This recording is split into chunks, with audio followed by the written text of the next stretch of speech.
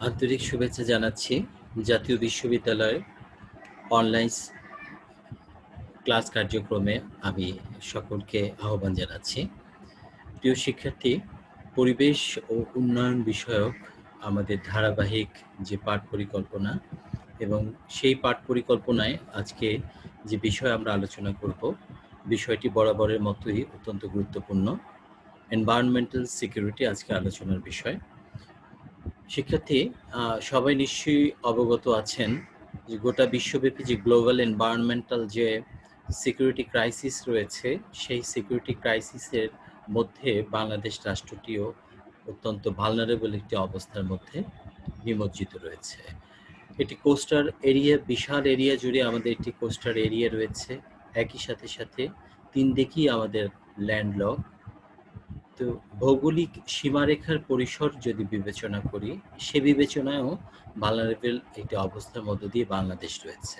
আমাদের আন্তর্জাতিক এবং আমাদের দেশজ যে অবস্থা, তার প্রেক্ষিতে জলবায়ু সংকট এবং জলবায়ু নিরাপত্তা বিষয়ক সমস্ত আলোচনায় আমাদের রাজনীতিকে প্রভাবিত করে এবং উন্নয়ন, পরিবেশ ও তার উন্নয়ন এই বিষয়ক অনার্স চতুর্থ বর্ষের আলোচনাটি সবসময় একটি প্রাসঙ্গিকতা এবং এর একটি বাস্তব ভিত্তিক গুরুত্ব সবসময় আমাদের কাছে বিশেষ গুরুত্ব বহন করে।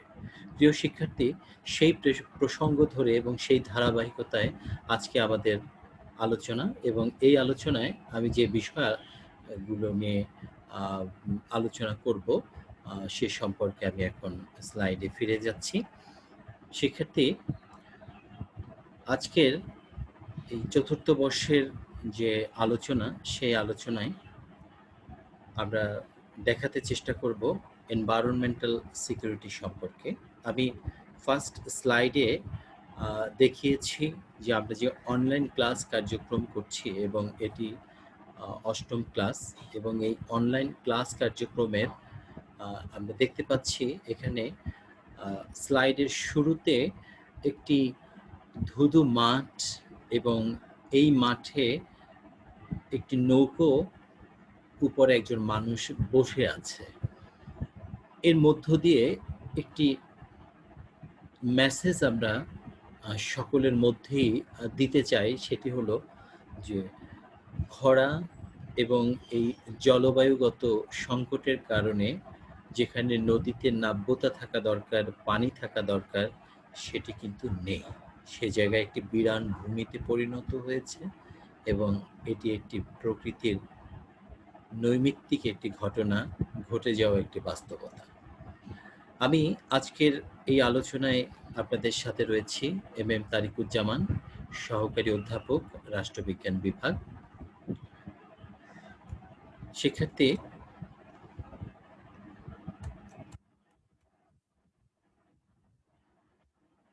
আজকের যে বিষয় আমি আলোচনা করব, বিষয়টি হচ্ছে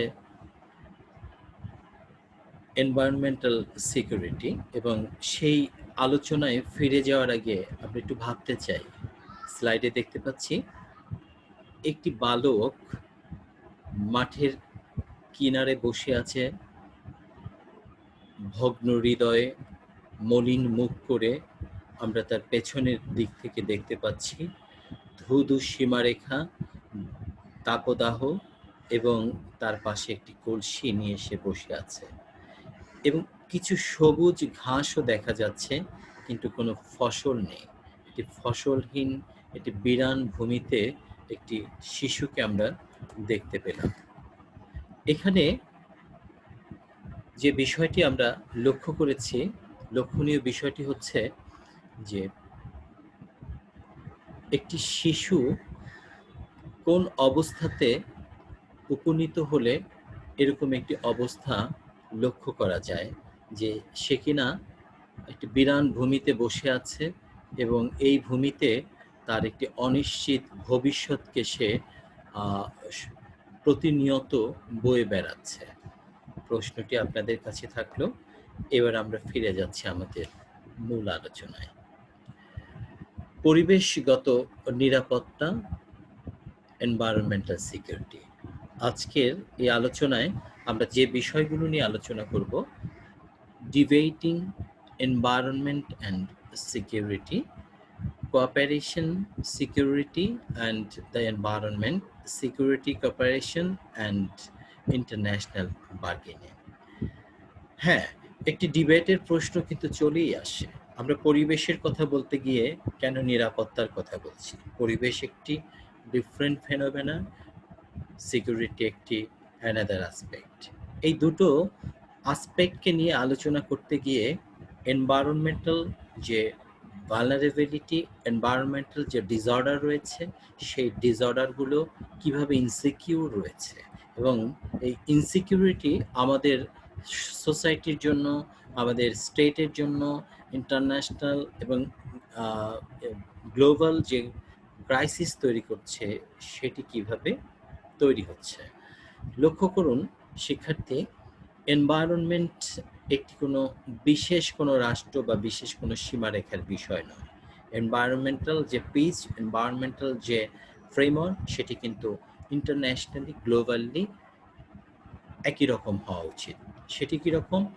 ভৌগোলিক অবস্থা, সীমারেখা ভেদে ভিন্নতা থাকতে পারে, বৈচিত্র্যগত পার্থক্য থাকতে পারে, কিন্তু এনভায়রনমেন্টাল যে জাস্টিস, সেটি কিন্তু প্রিভেল হওয়া উচিত এবং সেটি ইকুয়ালি প্রিভেল হওয়া উচিত।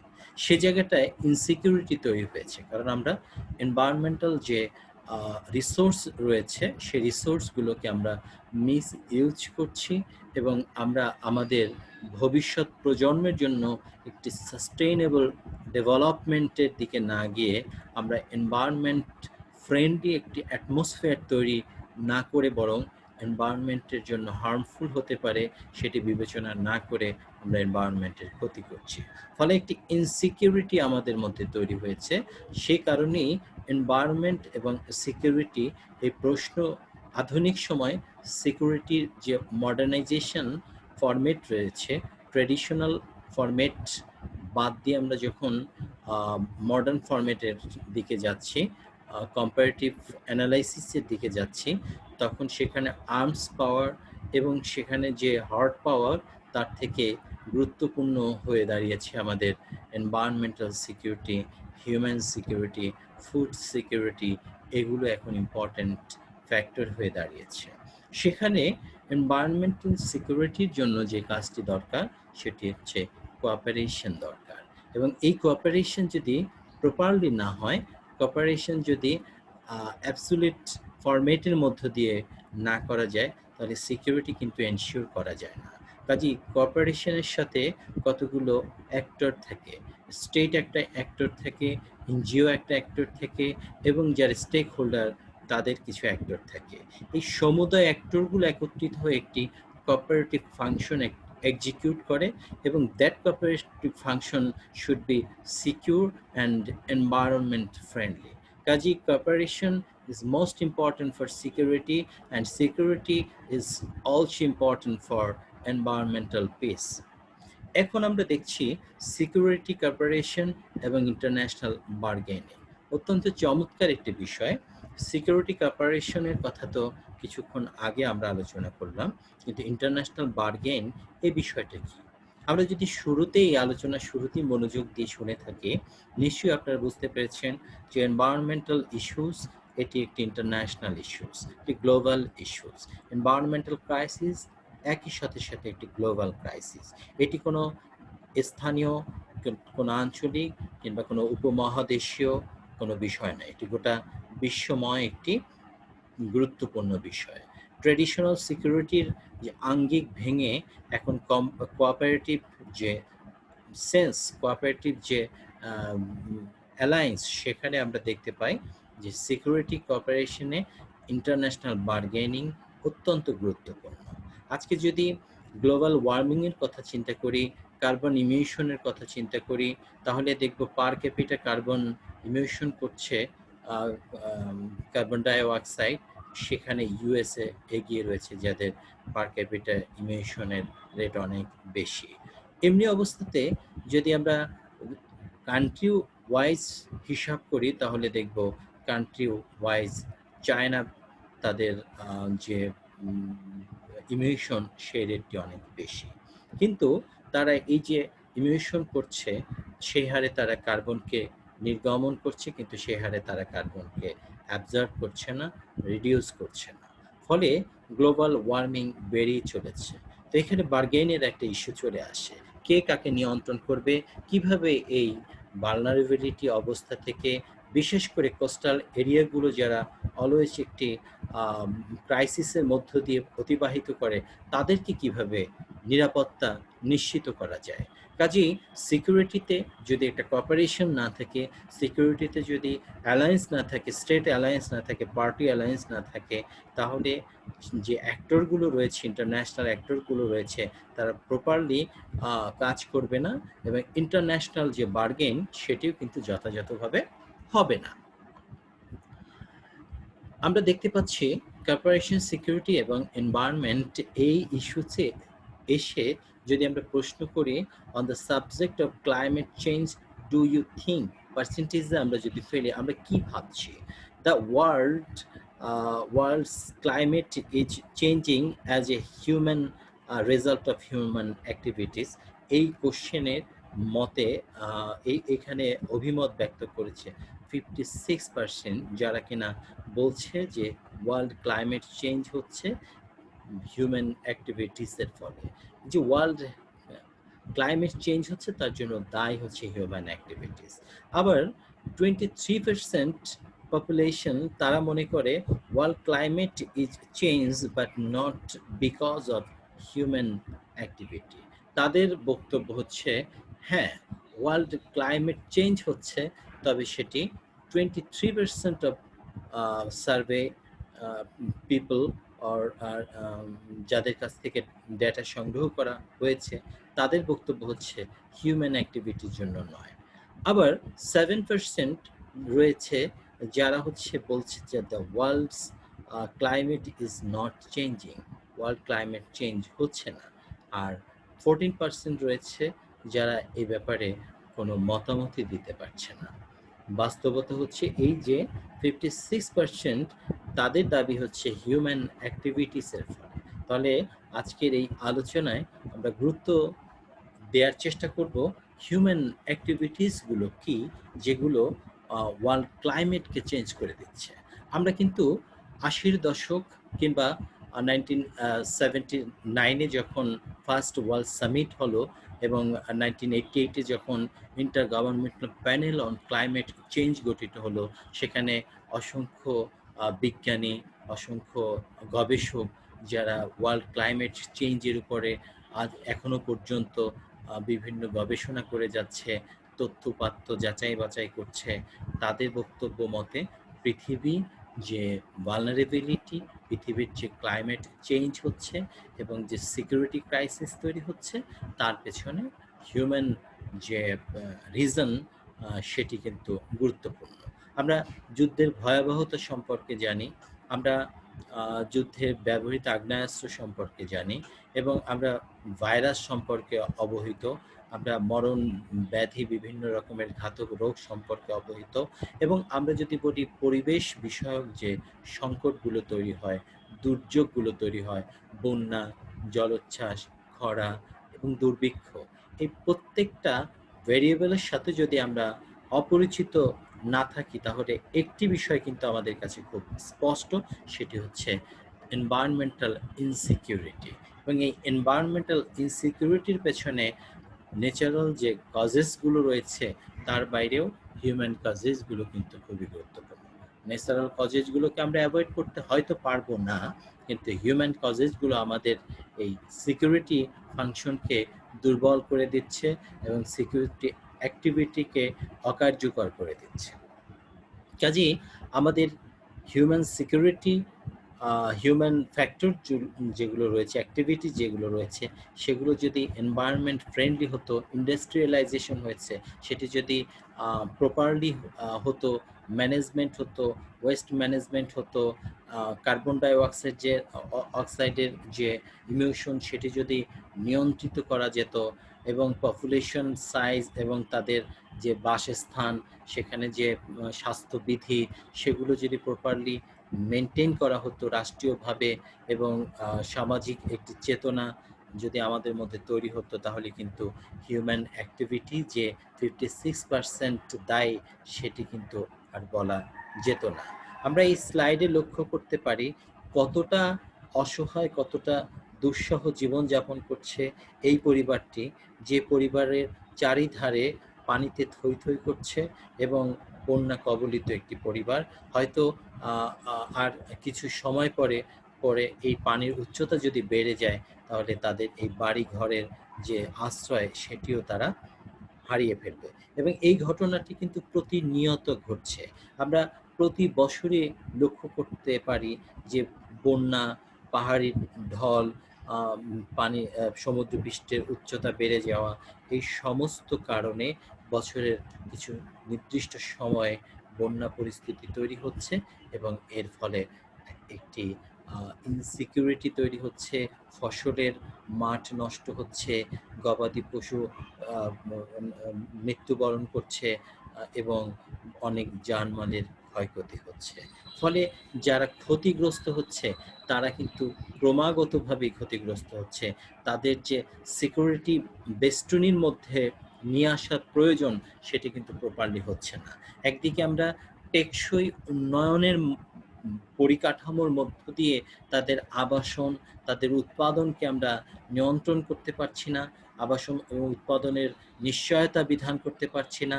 অন্যদিকে প্রাকৃতিক যে দুর্যোগগুলো এবং মনুষ্য সৃষ্ট যে যাতনাগুলো, সেগুলো আমাদের এই পরিবারগুলোকে নিঃস্ব করে দিচ্ছে।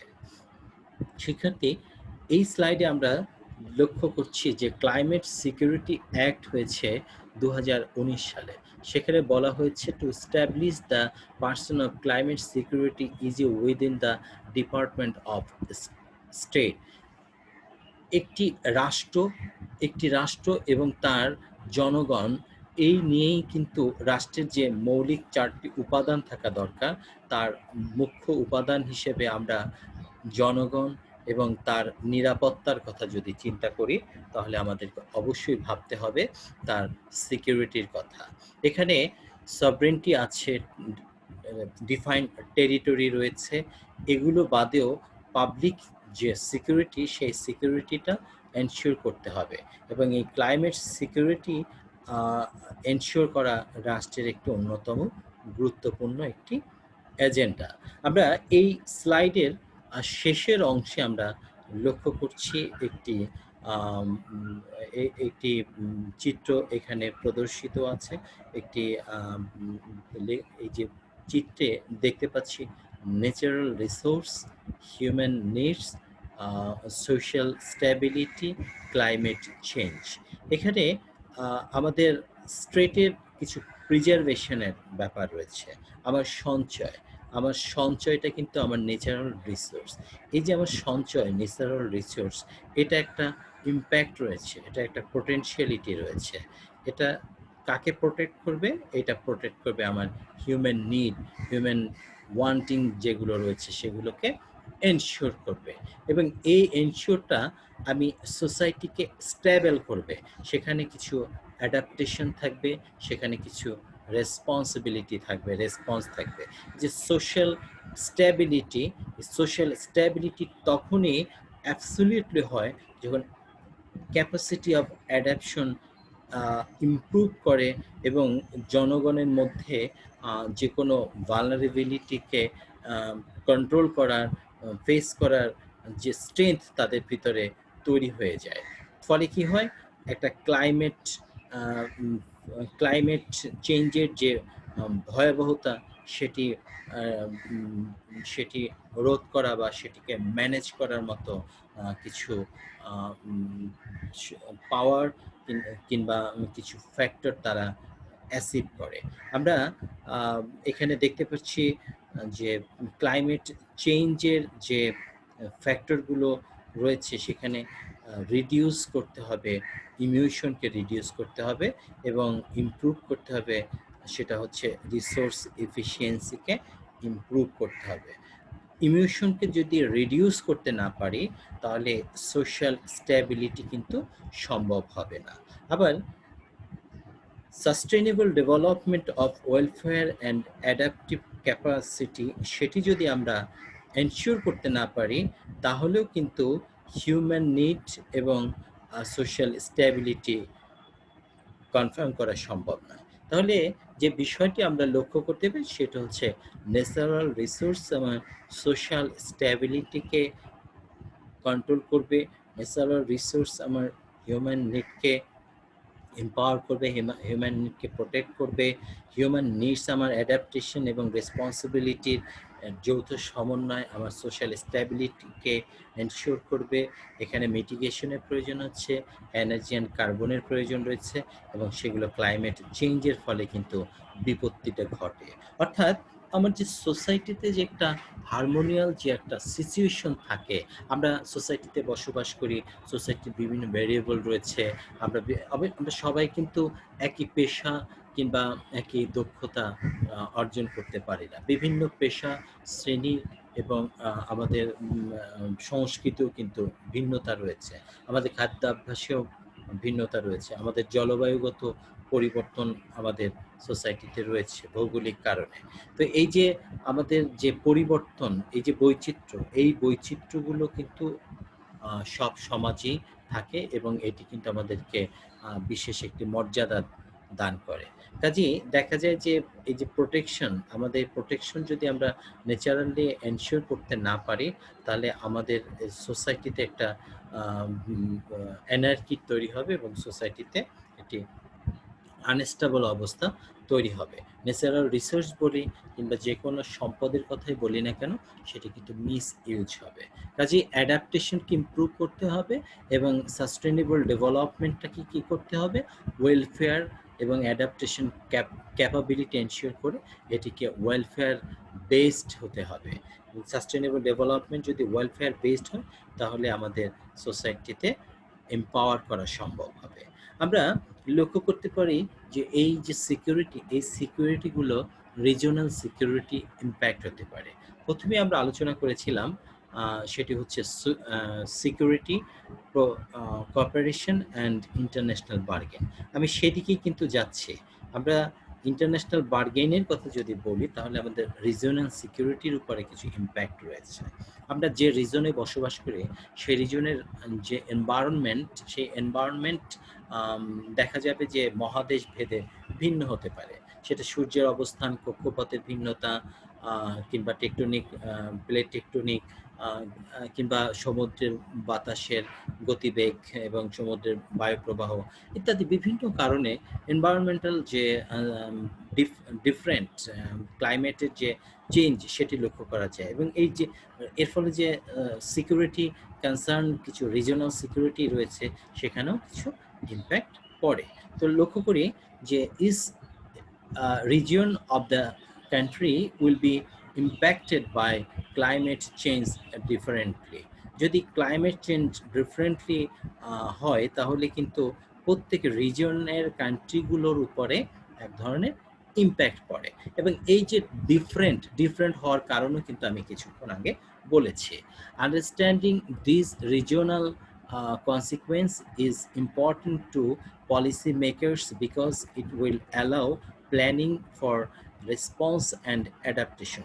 এখানে যদি প্ল্যানিংটা রেসপন্স এবং অ্যাডাপ্টেশনের কে অ্যালাউ করা হয়, তাহলে রিজিওনাল যে কোঅপারেশন, সেখানে যে পলিসি মেকিং, সেই পলিসি মেকিংটা ইম্পর্টেন্ট একটা রোল থাকবে। ইম্পর্টেন্ট পলিসি মেকিংটা সেখানে একটি ইম্পর্টেন্ট রোল হিসেবে আবর্তিত হবে।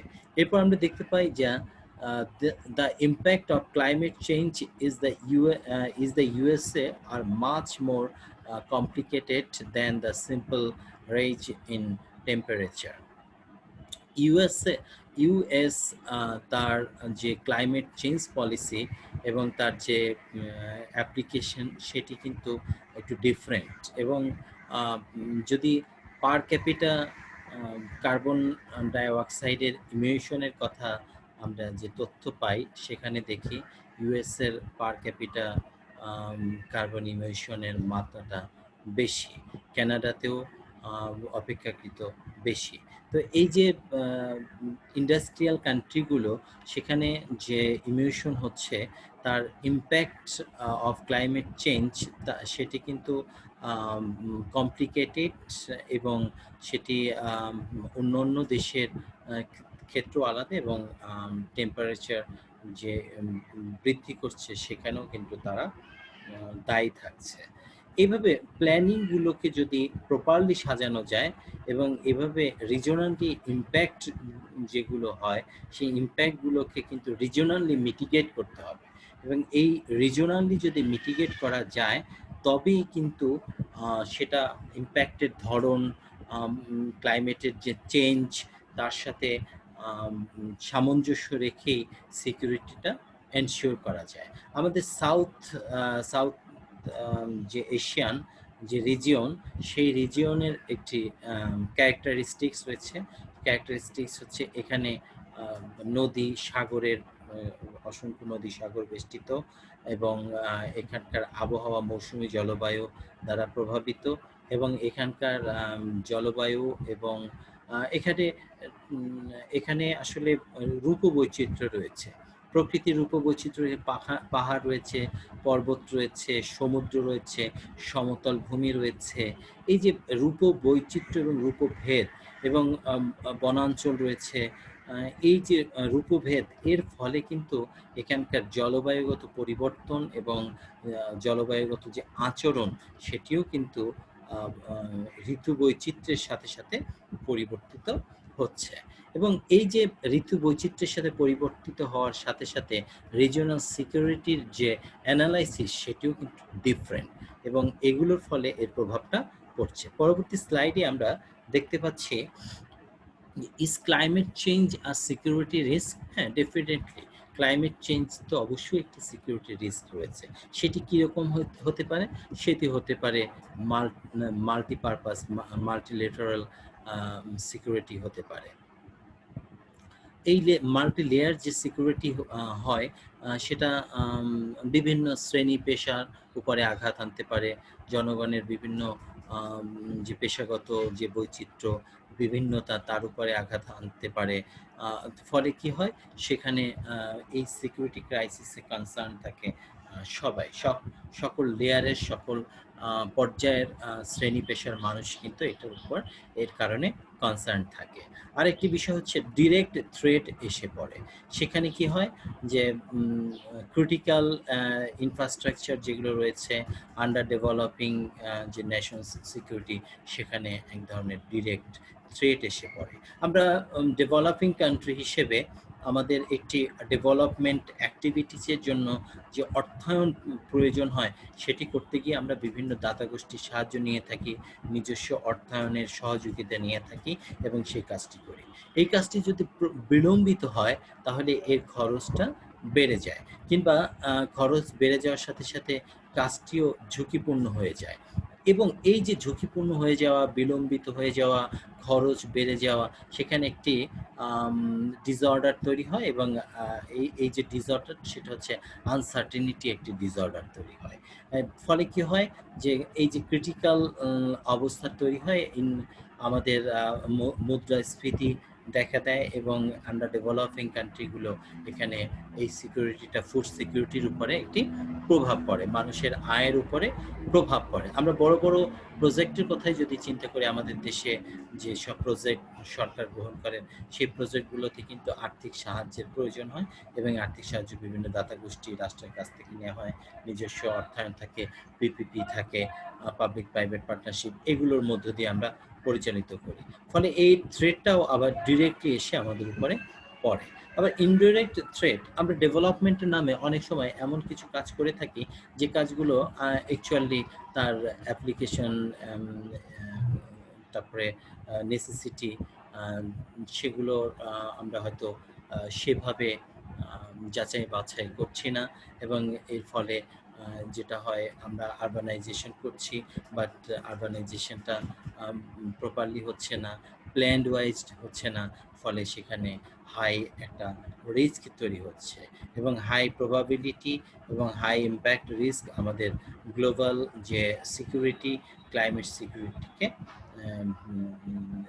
ইম্প্যাক্ট করছে।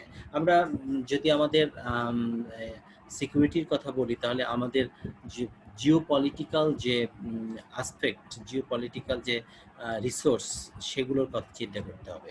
আমাদের রিসোর্সের কথা বললে আমাদের ওয়াটার একটা রিসোর্স।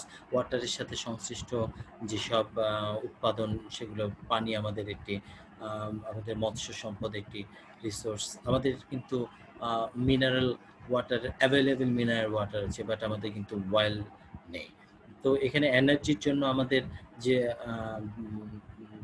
বায়োথার্মাল যে প্ল্যান্ট, সেখানে যে হচ্ছে টারবাইন ঘুরিয়ে যে বিদ্যুৎ উৎপাদন করা হয়, সেখানে কিন্তু জলবিদ্যুৎ প্রকল্পটা আমাদের জন্য কাজে লাগতে পারে। সেটি কিন্তু আমাদের জন্য একটি রিসোর্স হতে পারে। কিংবা আমাদের যে মাটির নিচে যে সম্পদ, প্রাকৃতিক সম্পদ, সেগুলো কিন্তু অপ্রতুল।